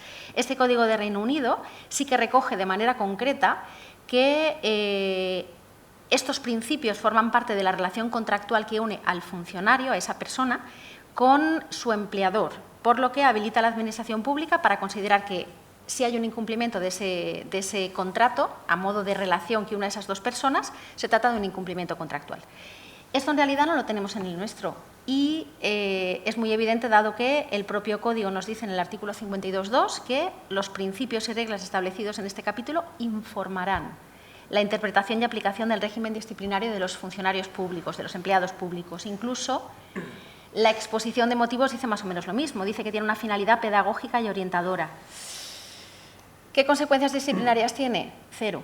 Por lo tanto, Evidentemente, yo vengo del derecho público, del principio regulatorio. La existencia de meras orientaciones de conducta para mí, bueno, pues dejan que desear básicamente porque están dejando la responsabilidad individual el acatamiento de los principios de conducta y los principios éticos sin que exista ningún mecanismo, por una parte, de revisión o de control y tampoco, evidentemente, en el caso de que se den esos incumplimientos, tampoco hay ninguna medida represiva. Por lo tanto, y a mi juicio, no se trata de una herramienta suficiente porque existe impunidad en caso de que se lleven a cabo esos comportamientos, porque no se recogen como faltas disciplinarias en el artículo 95 del EB. Por lo tanto, el Código de Conducta plantea esta primera cuestión en cuanto a su eficacia jurídica. ¿Cómo voy de tiempo? 5 minutos. Uy, muy bien. Pues bueno, entonces, vale. Vamos a saltarnos la parte de los regalos y nos vamos a ir directamente a la última y si nos da tiempo nos iremos a la otra. Bien, el segundo punto que os iba a comentar es con respecto al tema de los regalos, pero lo vamos a dejar un poco de lado y vamos a ver la última parte que creo que tiene un poquito más de chicha, que tiene que ver con la ética en el propio acceso, es decir, la separación del servicio. Bien. Esta tercera cuestión, que ahora se va a convertir en segunda, tiene su origen en el artículo 56 del EBEP. Entonces, la separación del servicio se convierte en una causa de incapacitación para formar parte de cualquier proceso selectivo. ¿Por qué? Porque el artículo 56 nos dice que cualquier persona que haya sido separada previamente del servicio no puede entrar a formar parte de la función pública. Claro, ante esta situación, la duda que a mí me surge es por qué quien haya sido separado del servicio público mediante una resolución administrativa firme por haber infringido, claro, por una infracción muy grave, evidentemente solamente se puede imponer la separación del servicio por una infracción muy grave, ¿por qué no puede reingresar en la función pública? Y no puede reingresar es nunca puede volver a presentarse a un proceso selectivo. Claro, esto por contra, bueno, esto se me ha ido, era eso solamente, vale. Esto no ocurre cuando esa persona ha sido inhabilitado, bien de manera absoluta, bien de manera especial, por una resolución judicial firme, es decir, por una sentencia, por haber cometido un delito en el ejercicio de sus funciones públicas. En este caso, tanto sea por una sentencia con inhabilitación absoluta como inhabilitación especial, esta persona cuando finalice el tiempo de la condena, esa persona puede volver a reingresar. Sin embargo, un funcionario que haya sido separado del servicio no puede hacerlo. ¿Por qué? Pues la razón que se ha dado por la doctrina es que no se considera éticamente capacitado para volver a desempeñar las funciones públicas. Claro, esto es lo que se ha llamado la flor de lis, lo que yo le digo a mis estudiantes que es la flor de lis de los empleados públicos, porque una vez que la tienes ya no puedes reingresar en la función pública, mientras que una persona que ha sido condenada por delito de torturas, como, bueno, pues tenemos un ejemplo, una sentencia de 17 de diciembre del 2008, en la que afortunadamente se dijo que no podía reingresar.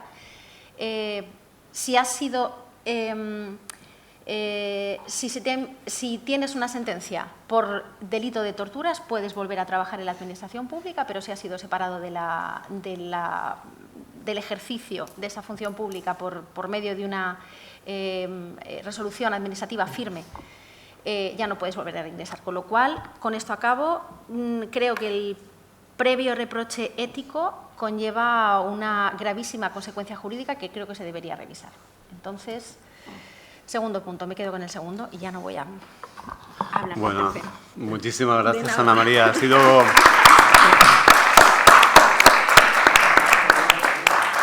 sido muy interesante tu intervención y planteas muchos elementos para un debate que nos exigiría tener más tiempo y vamos un poquillo mal. Bueno, ahora le corresponde a Antonio. Antonio me anunció que hablaría desde una perspectiva, digamos, ciudadana, desde una perspectiva humanista o humanística, y también que entraría en materia política, lo cual nos lleva a un problema, y con esto ya te paso la palabra, y es el problema de la definición del interés general, que a menudo, desde el ámbito de las administraciones, lo vinculamos con la ley. Y, como bien se ha dicho a lo largo de esta mañana, en muchas ocasiones, cumpliendo la ley, se hacen cosas que es más que evidente que se desvían del interés general, como tantísimos aeropuertos que tenemos a lo largo de la geografía española, que se hicieron de acuerdo a ley, teóricamente no hubo corrupción, pero que en la práctica no correspondían al interés general, por poner un ejemplo. Bueno, buenos días, buenas tardes, casi ya. Voy a ser breve porque se nos ha ido un poco el tiempo y además, tal y como ha anunciado Ana, a ver si hubiera cabida para un debate, para una conversación con vosotros. Gracias a la Agencia Antifraude por la invitación una vez más, gracias a Joan Linares, gracias al Ayuntamiento de Alzira por acogernos. Y bueno, pues el tema de esta mesa es ética y gestión pública. Voy a empezar por gestión pública y luego me voy a la ética. Ya os digo, brevemente. Yo soy historiador, suelo atender a lo que nos contaban los autores griegos antiguos, que es la civilización en cuyos orígenes nos encontramos como individuos y como sociedad. Y Aristóteles, en aquel laboratorio de ideas, en aquel laboratorio político que fue Grecia antigua, ya nos anunciaba que todos los modelos, también lo decía Heródoto, todos los modelos de convivencia tienen sus pros y sus contras y que todos entrañan peligros. Y nos cuenta Aristóteles cómo la monarquía puede corromperse y degenerar en tiranía, la aristocracia, que es un gran sistema, o lo era, puede degenerar en oligarquía, y la democracia, que es un sistema que idearon los atenienses, que duró durante 2 siglos, podía degenerar en demagogia, en populismo, y de hecho ese fue su fin. Esto nos tiene que hacer pensar en cuáles son los riesgos en los que estamos incurriendo hoy en día. La democracia, que es el sistema que permite que podamos convivir pacíficamente entre nosotros, entre personas con intereses y formas de vida totalmente diferentes, se sustenta en pilares. Esos pilares se llaman instituciones, y las instituciones es lo más valioso que tenemos a nivel de colectividad. Y las instituciones hay que cuidarlas día a día, porque la corrupción es capaz de carcomerlas desde dentro y cuando nos demos cuenta, derrumbarse ese edificio que tanto nos ha costado construir, tanta sangre, tanto sudor, tanto esfuerzo, y de repente, tal y como nos anunciaba Aristóteles, amanecer un día y estar en manos de demagogos, de populistas, de nacionalistas extremos, de ultras, de fanáticos, de un signo, de otro. Y la corrupción no hace más que ayudar a esta degeneración. Por lo tanto, la Agencia Antifraude es una institución de la que nos podemos congratular, relativamente nueva, tiene 5 años y medio, y hay que cuidarla también día a día. Y si depende orgánicamente del Scorch y hay que cambiar un artículo del Estatuto del Scorch para el correcto funcionamiento de la Agencia Antifraude, ese cambio hay que hacerlo inmediatamente. Y si no se hace es porque podemos ver quién tiene intereses en que no haya un correcto funcionamiento de la agencia. Las instituciones las soportan los funcionarios públicos, que son los servidores públicos. Y por encima de ellos hay una capa, la capa política, que obviamente tiene que haberla, en función de los resultados de las elecciones democráticas de turno, ¿no? En España nos podemos felicitar de que la corrupción funcionarial es relativamente baja, en comparación, no ya con otros países de otros continentes, sino en comparación con países de nuestro entorno. Tenemos un nivel de corrupción funcionarial muy sano. Eso sí, toda corrupción política, que ahí sí que estamos mal, necesita de la ayuda de algunos funcionarios. Y cada vez que nos encontramos con un caso de corrupción siempre es el mismo modelo. Nos encontramos como políticos, partidos políticos, se han adentrado en áreas que no les corresponden. Esto lo podemos aplicar a cualquier ámbito de nuestra vida o de nuestra sociedad. Los partidos políticos nos están invadiendo sin que nos demos cuenta. No voy a poner ahora ejemplos, no es el caso, pero sí que en relación a las instituciones han profundizado, han capturado en demasiadas ocasiones en detrimento de la clase funcionarial. Y cada vez que esto ocurre, incurremos en grave riesgo de corrupción política. En Acción Cívica es la entidad de la sociedad civil que yo presido. Esto lo montamos como consecuencia de lo que ha anunciado antes Anselmo, de una experiencia mía a título individual, en el caso cooperación. Fue sorprendentemente positivo la experiencia ahí. Vi que una acusación popular despolitizada, que es otra de las instituciones que se han politizado, se han mal utilizado, y desprovista totalmente de ideologías, con el único ánimo de ayudar a la Fiscalía Anticorrupción y a los jueces y a los magistrados, a los servidores públicos, en definitiva, puede ser de gran ayuda.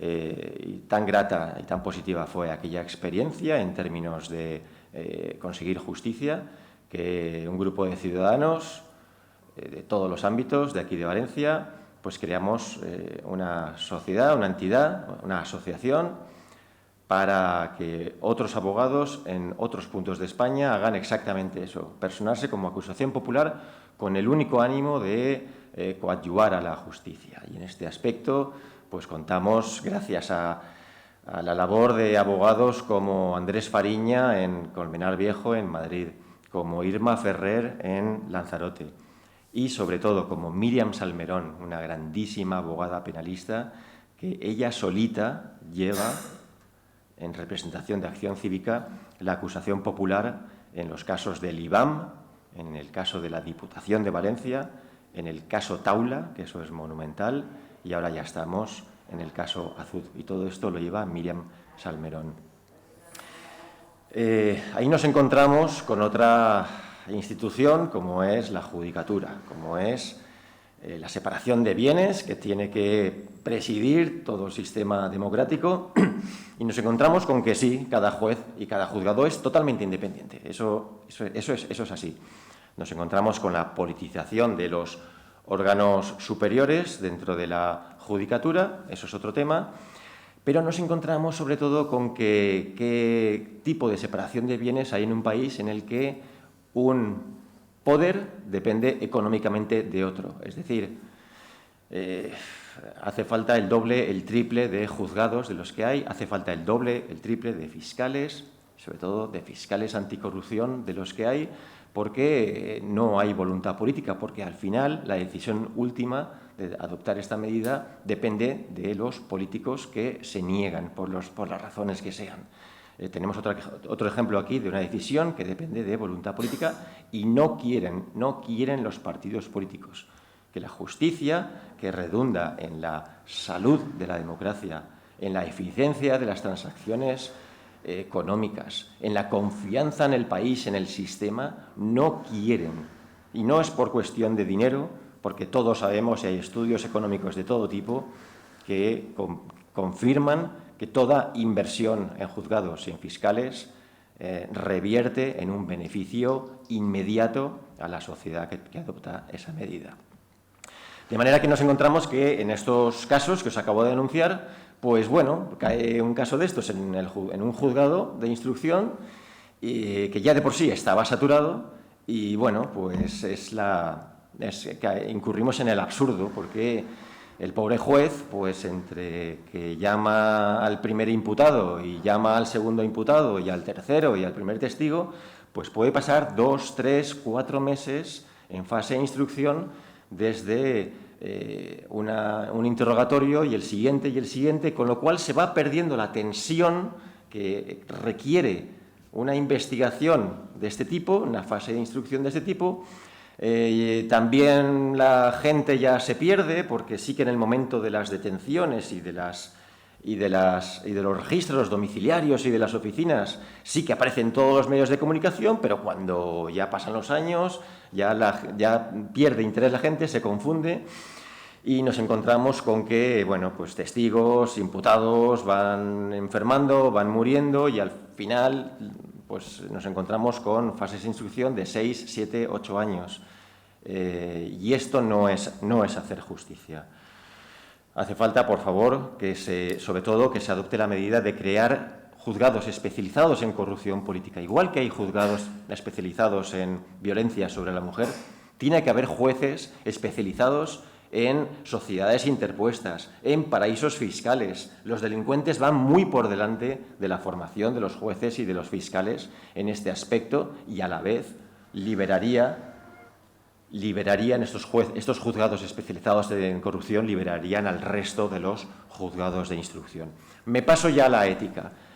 El segundo de los temas de esta mesa creo que es la herramienta idónea para atacar este tema. La ética, ya sabéis, no es lo mismo que la moral. La ética la podemos definir como la disciplina filosófica que estudia el bien y el mal, el comportamiento humano y el fundamento de sus valores. La moral es otra cosa. La moral es el conjunto de costumbres y normas que se consideran buenas para regular el comportamiento de las personas en una comunidad. La moral es una doctrina, va hacia afuera, hacia otros.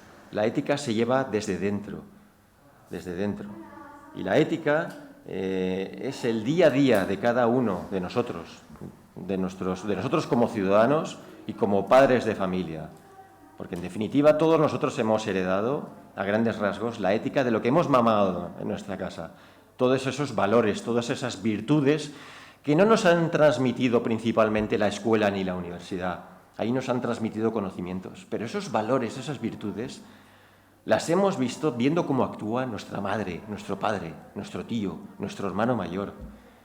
Esa es la ética que tenemos que seguir adoptando y mostrando en el día a día.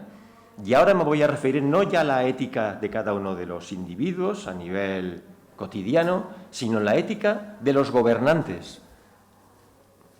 Porque ahí es donde encontramos el componente necesario de ejemplaridad. Nos hemos encontrado muchas veces con corruptos que, bueno, pues que en el momento en que se ven acorralados, dicen, bueno, sí, yo he hecho esto, pero vamos, te vienen a decir, pero porque puedo, porque soy listo, que tú también lo harías. Te ponen el ejemplo de la factura con IVA, sin IVA, a otra escala todos somos corruptos. No es así, no es lo mismo en absoluto. Cometer conductas inadecuadas a nivel particular, a nivel empresarial, de pequeña magnitud, que hacerlo a gran escala y, lo que es peor, cometiendo la inmensa deslealtad de haciéndolo desde una institución que no es de ellos, sino que es de todos nosotros. No compares, por favor, no tiene absolutamente nada que ver. Desde la deslealtad de que tú estás ocupando un cargo público al que has accedido por medio de unas elecciones democráticas, donde tienes que rendir cuentas, y tu mal ejemplo no solamente redunda en que, bueno, tú si te pillan o no, y las consecuencias que pueda haber en la ley, sino sobre todo en el daño que estás haciendo a esa institución. Ahí está el peor de los males de la corrupción. Y ahí está lo peor de la falta de ética en nuestros gobernantes. En ese sentido, y por ir terminando, insisto en la necesidad de una sociedad civil fuerte. Aquí en España tenemos mucho recorrido por delante. Sociedad civil, asociaciones totalmente desprovistas de ideología, de financiación pública, porque la dependencia económica coarta las alas. En este sentido, en Acción Cívica nos nutrimos exclusivamente, y no queremos ni una peseta de dinero público, nos nutrimos exclusivamente de las cuotas de los socios. Y queremos una sociedad civil que reconquiste todos esos terrenos que han sido arrebatados por parte de los partidos políticos, y lanzarles el mensaje de sí, ustedes son necesarios, son un pilar más de la democracia, pero es urgente que vuelvan al espacio que les otorga la Constitución y que no salgan de ahí, no invadan absolutamente todo, y no solamente los medios de comunicación, sino el día a día, la educación, la historia, el lenguaje, tantísimas cosas que están invadiendo, sino sobre todo no invadan las instituciones y no las deterioren, porque son de todos nosotros. Y por acabar, para mí y para nosotros en Acción Cívica, y hablando de la ética, esto guarda una estrecha relación con el deterioro de las humanidades.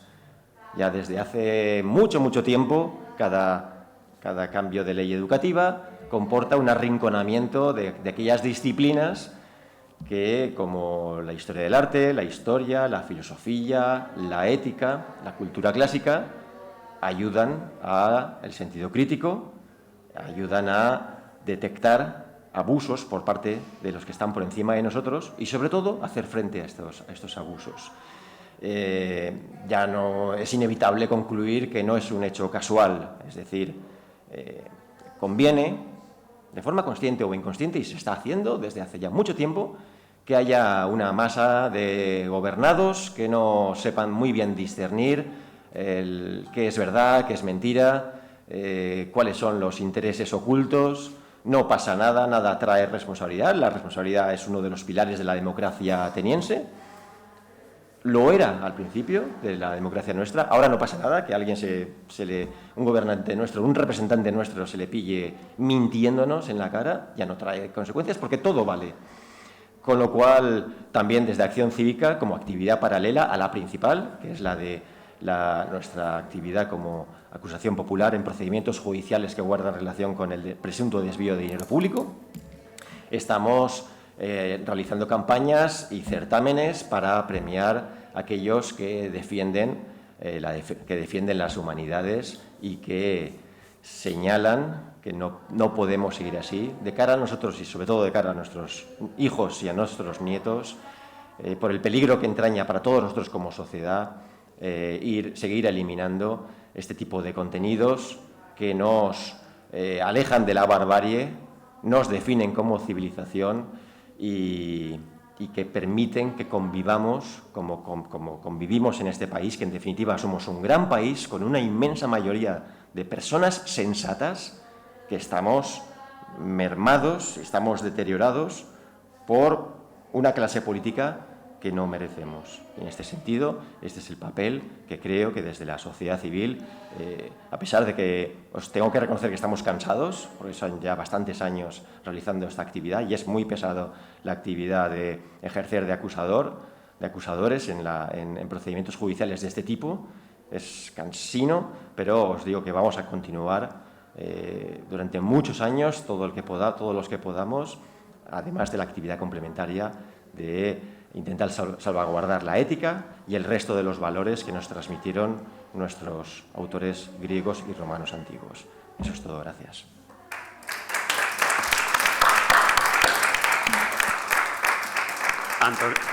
Muchísimas gracias, Antonio. Me ha gustado mucho la distinción que has hecho entre ética y moral.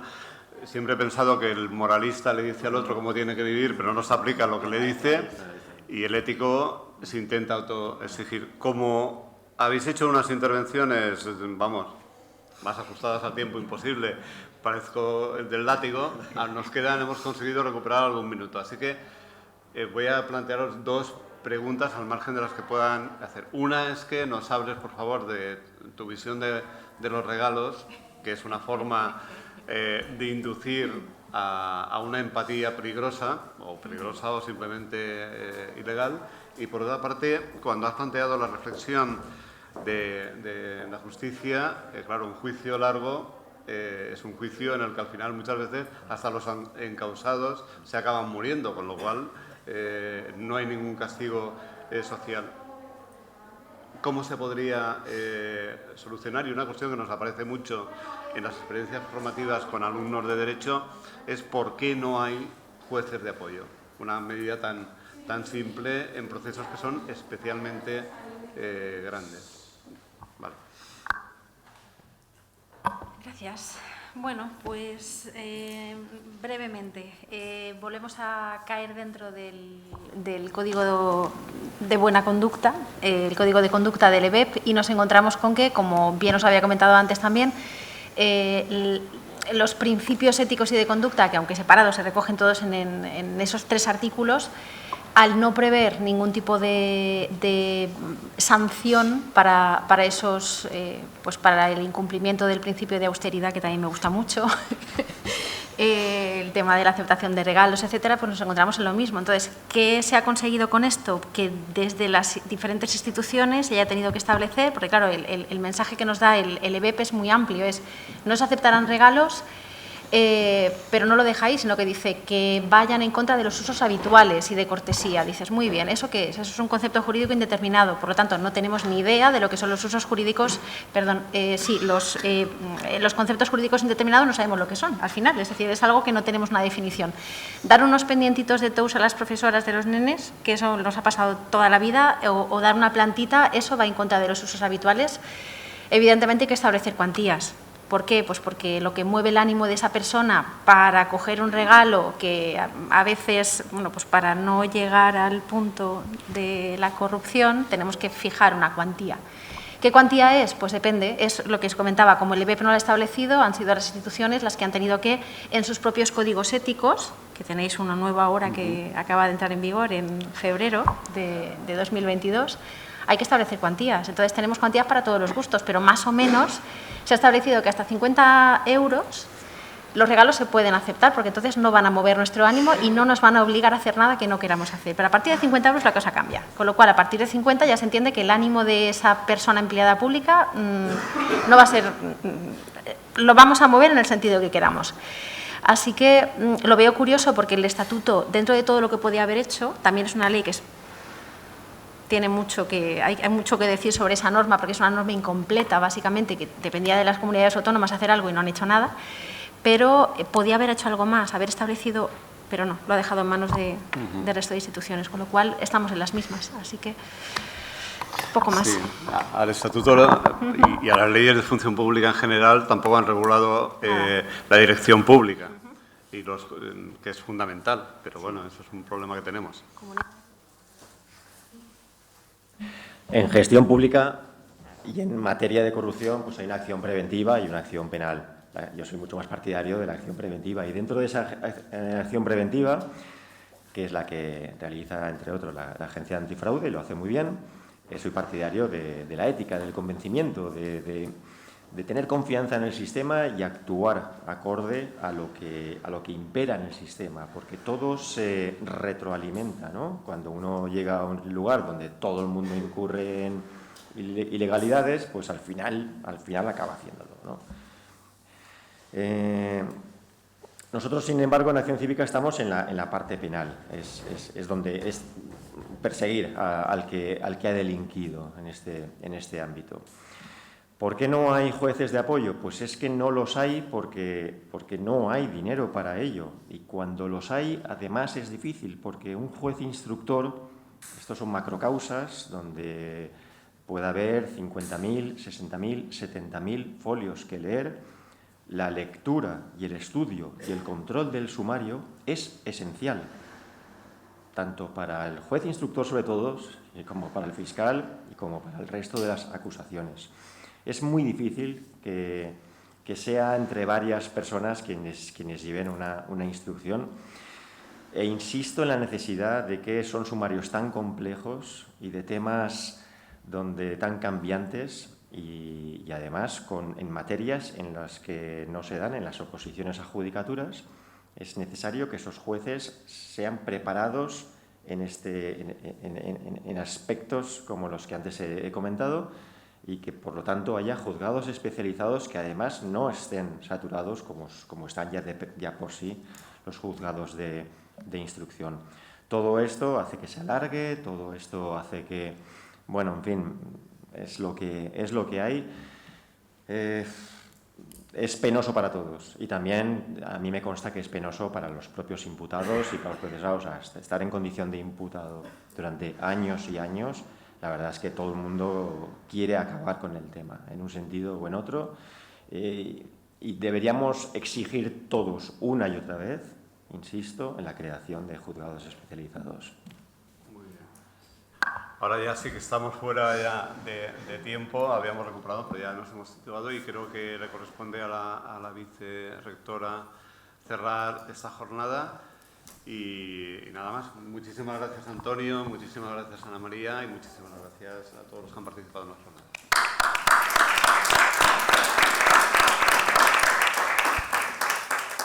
Bon dia a tots i a totes. Esperam la resta així en aquest acte final de cloenda. Aquestes magnífiques jornades I a més, fer-lo amb un antic company de lluita, que l'estàvem recordant fa uns moments, quan vam coincidir en aquests complicats i difícils consells rectors de l'IBAM, que va ser una etapa d'aprenentatge molt interessant, però que sobretot va significar molt des del punt de vista de la nostra implicació, no personal i individual, sinó especialment, en el meu cas, com a degana de la Facultat de Geografia i Història institucional, en el que d'alguna manera havien de representar a la pròpia Universitat de València en aquells moments complicats. Aquestes reflexions finals, en primer lloc, crec que han de ser d'enhorabona i de felicitació per aquestes jornades, però sobretot d'agraïment. En primer lloc, agraïment a l'Ajuntament d'Alzira per el seu compromís, sempre amb la Universitat de València, amb el govern valencià, per portar, en aquest cas, a la capital de la Ribera, aquestes interessants jornades, i més en el marc d'Alzira com a capital cultural, que encara té una presència no sols des del punt de vista institucional, sinó del que pot significar aquestes jornades dins de la generació de reflexions al voltant de la nostra cultura i, com s'ha comentat al llarg del matí, del que significa la cultura des d'un sentit ampli, sobretot basada en potenciar la cultura democràtica al si del nostre país. Agrair, evidentment, a l'Agència Valenciana Antifrau aquest conveni de col·laboració amb la Universitat de València. Volia recordar molt expressament en aquest punt a l'antic vicerrector de Projecció Territorial i Societat, el professor catedràtic de Geografia, company i amic Jorge Hermosilla, que no sols va signar aquest conveni per tal de fer tota una sèrie de conferències al voltant del marc en el que actua l'Agència Valenciana Antifrau, sinó també de treballar al territori i de portar la Universitat de València i el que significa a totes les persones de la societat i donar també aquest marc d'oportunitats que significa deslocalitzar la cultura universitària i apropar-la a la gent, que potser no té altres possibilitats de gaudir d'aquesta conformació de xarxes institucionals que es relacionen en un marc molt clar, que és la de generació d'una societat basada en el coneixement. I, evidentment, agrair també, en aquest cas, al Servei de Cultura Universitària, on s'integra ara la unitat de suport de l'anterior vicerrectorat, el seu treball en la confecció i realització d'aquestes jornades. Dit això, les últimes reflexions crec que han de ser, d'alguna manera, en el marc de les intervencions que hem tingut al llarg d'aquest matí. Intervencions en una jornada que jo crec que està molt ben estructurada i és una de les qüestions que vull agrair, especialment des del marc universitari. Nosaltres som una universitat que s'entén com a estudi general i estem molt orgullosos d'aquesta característica, d'aquesta natura que conforma el nostre esperit universitari des de l'època de la nostra fundació i que significa que d'alguna manera tenim en el nostre propi esperit, en la nostra pròpia ànima, l'interès per cuidar, per protegir totes les nostres branques de coneixement, fora d'aquelles que suposadament tenen més o menys èxit en la formació de professionals dirigits clarament únicament a una qüestió concreta des del punt de vista del mercat laboral. I sobretot perquè com a Universitat de València crec que aquestes jornades reflecteixen molt bé aquesta confluència polisèmica i polièdrica en la manera de mirar qüestions tan importants des del punt de vista de la governança com són la integritat i l'ètica pública. Persones que han parlat des de l'àmbit de la filosofia, com hem tingut l'oportunitat d'escoltar la magnífica conferència de José Luis Villacañas, persones que han parlat com a Cristina García, professora de filosofia del dret, des de l'àmbit no sols jurídic sinó universitari, amb propostes que partixen des del món de l'economia, des de l'àmbit de la perspectiva jurídica i sobretot des de l'àmbit de l'humanisme, que Antonio Penedès, company també, amic al qui li salude, ha parlat molt clarament en el que significa no sols en l'àmbit universitari sinó en la societat en general les aportacions que les humanitats fan per la formació integral de les persones i per continuar combatent, sobretot des del punt de vista de la defensa de la cultura de la democràcia. En aquest sentit, jo crec que la Universitat de València, i sobretot des d'aquest nou vicerrectorat de Cultura i Societat, té molt clar que les sinergies institucionals han d'anar de la mà de reflexionar sobre allò que la universitat pot aportar a la societat, allò que generalment es diu transferència de coneixement. Però més que transferència de coneixement, en aquesta cloenda volia remarcar que la universitat no sols és portadora de coneixement, sinó que també és portadora de valors i referent, per tant, en l'àmbit de la construcció dels valors. Les nostres missions fonamentals són la docència, evidentment, formal, però també la docència informal, allò que nosaltres anomenem la formació integral dels nostres estudiants, i el Vicerrectorat de Cultura té, en aquest sentit, un gran compromís per portar aspectes de formació informal dins del marc universitari a través de les nostres aules culturals. Cristina García, per exemple, és la directora de l'aula de literatura i aquests debats es porten a través d'un programa que tenim que s'anomena Cultures Campus per portar reflexions i debats al propi estudiantat dins de la nostra universitat.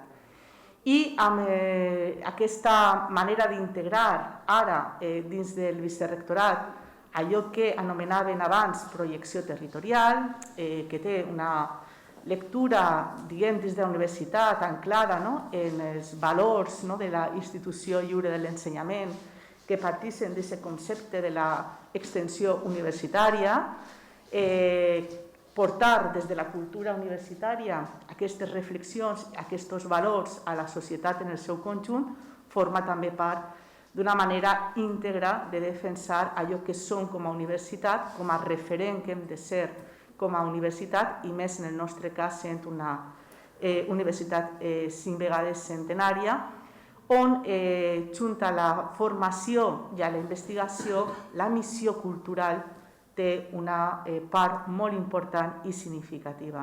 I la missió cultural que té a veure en la defensa de la cultura de la pau, en la defensa de la justícia social, en la defensa dels drets humans. L'Institut de Drets Humans per a nosaltres és molt important i gràcies també per estar confluint en aquestes jornades, i sobretot aquests valors que la universitat transmet com a símbol i com a referent per a la societat valenciana.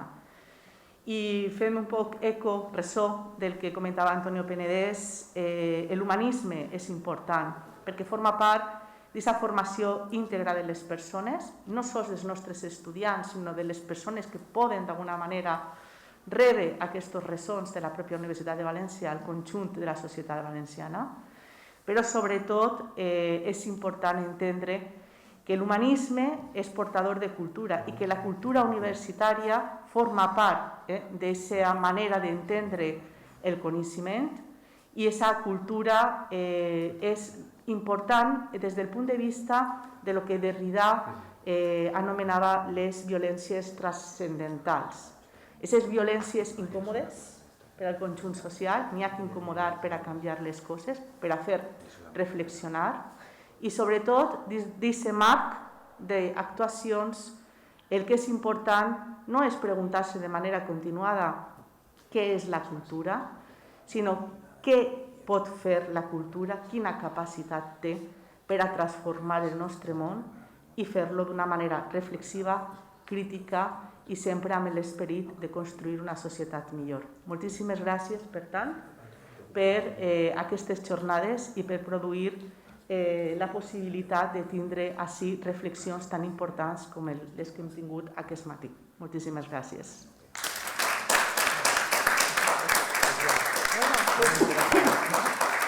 Sí, bueno, ja estava comentant que si hem de fer la cosa esta més institucional, que jo sempre me vote, que és, dit aquestes paraules, clausurem aquestes jornades. Gràcies.